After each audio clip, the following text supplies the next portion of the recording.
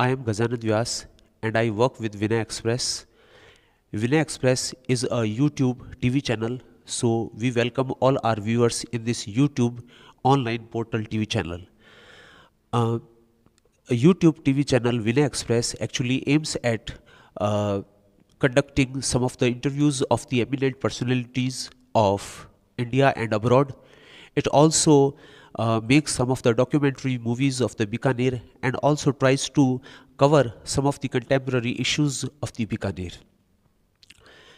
The objective behind this whole scenario is to get our viewers acquainted with some of the best personalities and the eminent personalities of the Bikaner and to tell them that how did they make the progress, how did they make the journey, and sometimes how they struggle to overcome the odd environment of their life. And today it is our privilege that we have one of the eminent guests, some international guest in our studio, whose name is Habie Schwarz. Actually, she is from London and she is on the visit of India for 2.5 weeks. She is actually a market research director, and by profession, she is also a photographer. She has also worked with BBC London for 8 years for making documentary movies about art and the history. And her father was the political journalist, and he worked with the Guardian. So it's really our privilege and honor to have such a guest in our studio. We would like to introduce you to ma'am that it's really a great privilege of Bikaner city, the culturally rich, varied color, warm city of Bikaner, to have a guest like you. So first of all, I would like to ask you that how did you like your visit? How do you see the whole scenario of India? Because you are from London, so how do you see it? Well, first of all, I must disagree with one of your statements. You said it's a privilege for you. Actually, it's a privilege for me. Thank you. I'm a lifelong traveler. My father was a journalist for The Guardian, like you said, and because of his work, I lived in Africa, India for 2 years when I was 10 in 72, also Israel, also France. And so my whole life has been spent traveling. I love traveling. And India is my favorite country. So I would like to ask you, what difference do you find from the other countries which you have visited and lived in India? Because you were brought up, as you said, you were brought up in India also. What difference do you see actually? Many differences. India is the world's largest democracy. It is a huge country. And if I had to summarize in one word, I would have to say contrast. India is the land of contrasts. The great, the small, the good, the bad, the wonderful, the terrible. Mostly, for me, when I come to India, I feel like I am celebrating. And I'm celebrating the people, the welcome of the people, the warmth, the community spirit, the fact that everybody lives in joint families, especially here in Bikaner, the fact that wherever you go in India, one of your 5 senses, or 2 or 3 or 4 or 5, will be excited. The smell, the sound, the sight, everything is, to me, always exciting, perpetually exciting. So ma'am, actually as you talked about that India is a land of variety, India is a land of paradoxes. So do you think that it helps in making the uniformity and the unity of India, or it is actually hostile to the whole environment? What do you see?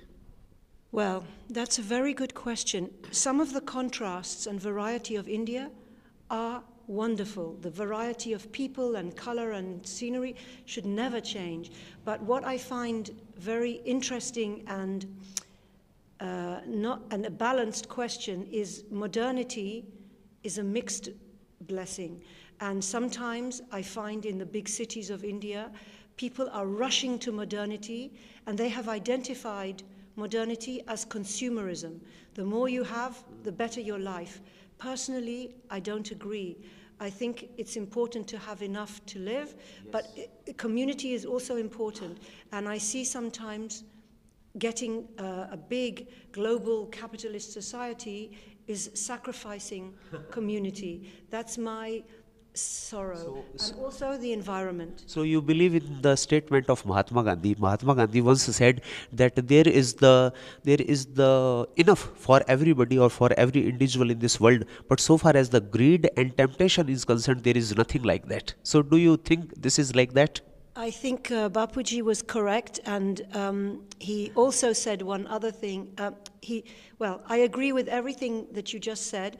There is enough for everyone, but in our modern world, the wealth disparity, the inequality between the very poor and the very rich is disgusting. It's terrible. About 4% of the population of the world possesses about 90% of the world's resources. That is so disgusting and so wrong. And when I come to a country like India, I love to see, for example, here, we're in the Ajit Foundation that my friend Vikram Vyas, his family, is involved with. And it is for educating people who have no chance for education, girls and boys. This kind of initiative to bring something to people who have nothing is so much more valuable than when I go to Delhi or Bombay or Bangalore and I see a big hotel and a Chanel boutique. This doesn't interest me. And I think it's very sad that very rich Indians have so much and very poor Indians have so little. In my country, nobody is starving, but we also have very, very bad inequality. Many, many poor people in Britain, in America, many rich and very few rich people, and they control everything. So that side of life is, for me, a sadness. So what sort of economy do you recommend for any country? Is it the capitalist economy you think that must be there in one country, or is it the socialist or Marxist? What do you think? Well, I'm not an economist. That is not my speciality, and I don't want to pretend that I know more than I know about economics. My personal preference is for a combination of socialism and enlightened capitalism. I am personally not a Marxist, but I understand that philosophy and I have sympathy for it, and I am not a capitalist. I suggest something in between the two, and I'm concerned with small initiatives like Mohammed Yunus, microfinance, community endeavor is more important than the government for me. Okay, and I so have one more thing to say. yes, One more thing that worries me about contemporary India and also China and also many other countries that are wonderful big powers is concern for the environment is very important, because as everybody knows, we are destroying the planet. And when I see so much plastic on the ground in this city of Bikaner and everywhere else in India, it makes me very sad. And so much pollution in the air, no more sky, no more stars. That's very sad, and I understand it's difficult to change, but I would like to see many efforts made by the government of India and the local government to create environmental improvements for the animals and the nature and for the planet, for the jungles, the oceans, the desert. Everywhere needs protecting from men. as you are talking about that these stars, the sky, the river, the desert, that all these things are they should be well protected. Actually, this is a comment from some photographer. It's a comment from some photographer. So we would like to know the art of photography which you possess, which you perform, which you profess. We would like just give us the hint about your art of photography. What kind of photography do you perform? Well, I've been a very passionate photographer since I was 10 years old, so 45 years, and it's not my full-time profession, it's my part-time profession, but I love photography, and what I love about photography is capturing the soul. And I photograph everything, but my number one favorite subject is the human face. And I like to get to know someone, even quickly. If I photograph this man here, I will ask him about his life, about his children, his love for his children. He will smile in a warm way and I will capture it. Or maybe I will say, are you sad today? Maybe one of your family members is not well. Then I will capture his sadness and I will say to him, which photo shall I put on Facebook? You're happy or you're sad? You choose. And he will choose how he wants to be represented. But my job is to represent the truth of him, his reality. And I don't like just selfies. Yes. Selfies are good, but they are not enough. Selfies is just one kind of photography. Everybody.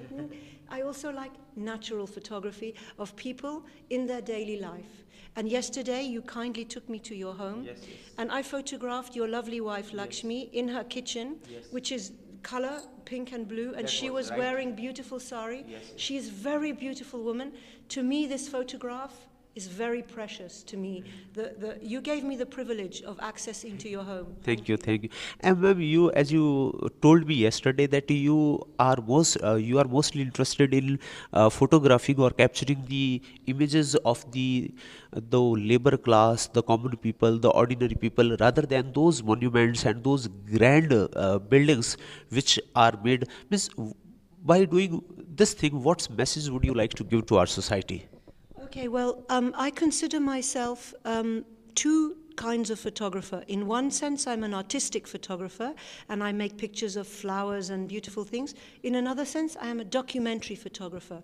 And if I come to a place like India, and I see a beautiful palace, there are so many, and fort, like the Junagadh fort, so beautiful, then I will also photograph the man who is sweeping the floor, and the woman who is cooking the paratha for the workers. If I see a beautiful monument, by the monument I see an old man who is making hammering or making sculpture. Yes. I will photograph him, and if he is on the ground, I will not photograph like this. I will go down on the ground and show him big. If you go like this and you look up, you see the person big. And I'm trying to illustrate, the message I'm trying to convey is that beauty has a price, and it doesn't come just by itself. A palace doesn't go, a palace is built by people. And I want to show those people at the same time as the palace. You are interested in showing people the blood, the sweat, and the hard work that has been put in by the labor class, rather than by those grand emperors. But their labor must be also given the significance. Well, I think labor must be celebrated, yes, not just shown, celebrated. And my photos are not didactic. I'm not trying to say, you must believe this, I am a Marxist or I am a capitalist. No, I am just eyes, I'm just looking. And when I look in Bikaner, for example, I see beautiful camels. I also see camels working very, very hard. I see beautiful women in saris in the temple, worshipping Shiva and Vishnu, and it's beautiful. But I also see women carrying very, very heavy weights and working very hard, washing the clothes and so on. I want to show everything. All humanity interests me. And my other philosophy is that every face is beautiful. Every face, old, young, rich, poor, fat, thin, everyone is beautiful. Ma'am, I would like to ask one more question. That did your education in a way shaped your career and the mindset to look the things in a way you see? Well, that's a very interesting question. Education is different in every school, and I went to many schools. My education was travel. And my father is a journalist. Well, he's retired, but he was a journalist, and he looked all the time, and he traveled for the pleasure of knowing new people. So my education was being a citizen of the world. And my Prime Minister in Britain, Theresa May, she is not my favorite politician. I don't like her philosophy. She said a very terrible thing to me, in my opinion, a very bad thing. She said, a citizen of the world is a citizen of nowhere. That is wrong. A citizen of the world is a good human being, because the world is what we have to inhabit. I don't want to be British in India. I want to be Habie in India. My name is Habie, mera naam Habie hai. That's who I am. Not British, not French, just Habie, human being. Thank you, ma'am. Thank you very, very much for telling us about you, about the impressions of India and your philanthropic spirit, actually, the spirit of your humanity. Anything would you like to say? just one more thing, please, correction from what my friend said. I am not eminent. I am just a British woman who's traveling in Bikaner. I am not eminent in any way. But I oppose also, because eminent is one who has the philanthropic spirit, the spirit of the humanity. In that sense, or in that case, I am calling you eminent, not in the profound learned person like that. Would you like to say something about this Benet Express, which is conducting in interview, and the whole Bikaner people, the culturally rich Bikaner people, will see you? Well, my brother, Zach, he is younger than me. He came to Bikaner 5 years ago with his wife, Laura, to visiting India. And they are also very philanthropic. We have in my family a charity called the Zoe Sarojini Trust for my sister who died. And this charity is for educating young girls and boys in Africa. And so we wanted to see the Ajit Foundation, which is a similar in India. And when they came 5 years ago, they met a young man called Vinay Tanvi, who they told me was a lovely young man, very friendly, very warm. And my sister-in-law, Laura, she said, you must meet Vinay because you love people, and Vinay will take you to meet his grandmother and his grandfather and his mother and his aunt and his sister, and you will see his house and you will be in real Bikaner life. So it was my pleasure to meet Vinay, and now 5 years later he has created Benet Express, and he is a very enterprising young man. He wants to create a YouTube channel. To me, this is the future of India also, people expressing their voices and their reality. But Vinay, I must ask you one favor for me. You have 3 beautiful sisters, maybe 4 or 5. Please put them also on the channel, because your sisters, they are very interesting, very intelligent, very beautiful spirit young women, and they should be involved also in As I was moving with ma'am yesterday, she was really in favor of women liberation, women's promotion, women's education. She is really good at heart, especially in these terms. So again, ma'am, we are very grateful to you to be our guest here, and it's really a great pleasure to talk to you. Thank you. Thank you very much. It was my pleasure too. Namaste. Namaste.